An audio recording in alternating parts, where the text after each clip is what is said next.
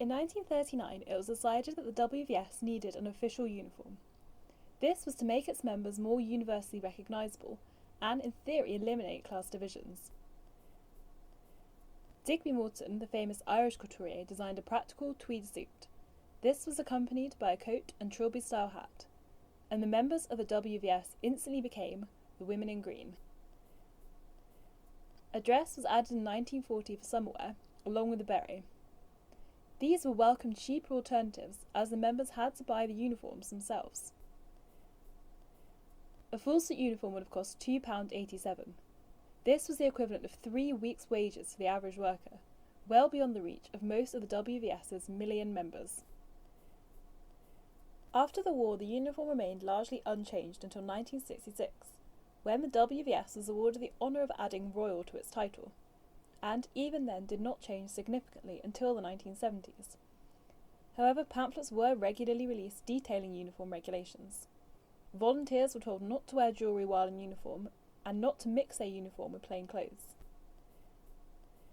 1974 saw a revolution, with the introduction of totally new styles, all in new modern materials including polyester and jersey.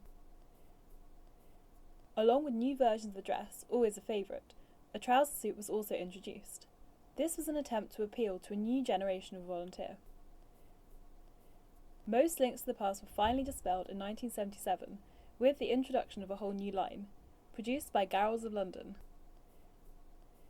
This enabled the wearer to mix and match dresses, jackets and skirts to create their own look.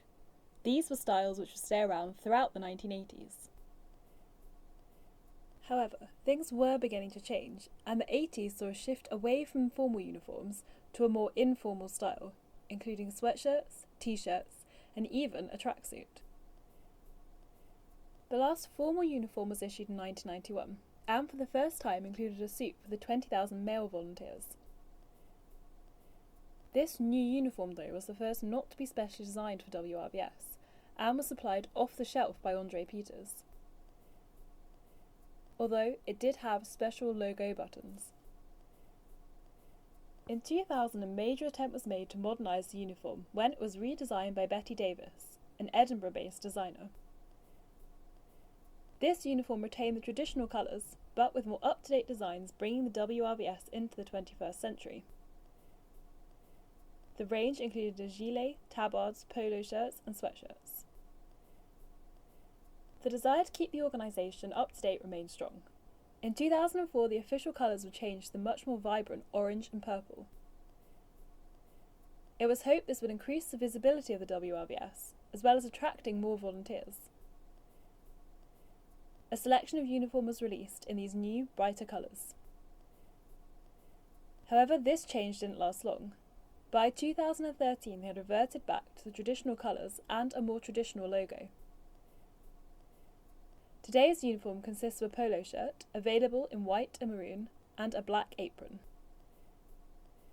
There has been an extensive evolution of the organisation's uniform since its first inception, with a move away from the regulated and expensive wartime uniform to a more informal and inexpensive uniform range. It's clear that the RVS has taken great care to keep itself modern and updated in order to appeal to the new generations of potential volunteers.